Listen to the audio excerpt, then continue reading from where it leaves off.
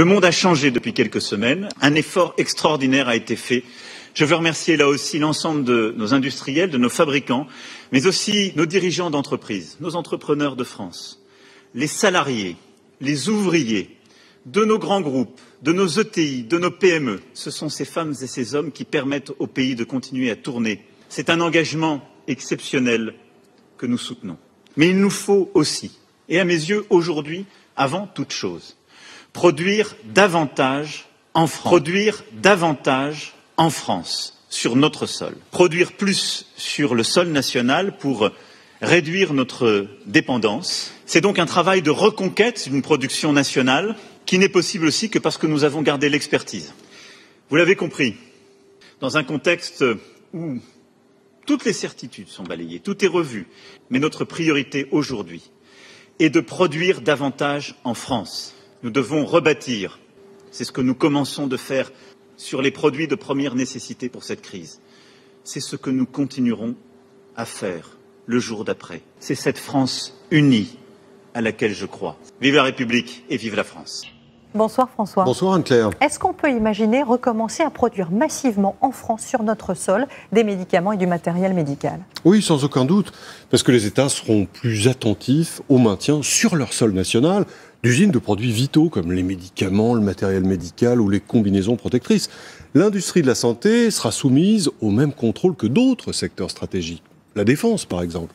Et les entreprises devraient être plus vigilantes par crainte de voir leur chaîne d'approvisionnement brisée. Voilà 30 ans qu'elle raisonne pour choisir un lieu d'implantation d'une usine, d'abord en fonction des coûts.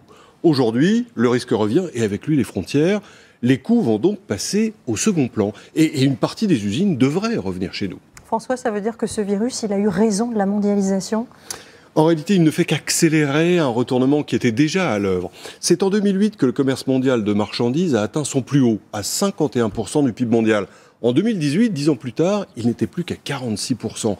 Parce que la montée des salaires en Chine a rendu les délocalisations moins intéressantes et la contrainte écologique va les dissuader encore davantage. Produire local, voilà l'impératif des temps qui viennent. La mondialisation pourrait bien connaître une éclipse, non pas déclenchée, mais précipitée par l'épidémie. Merci beaucoup François.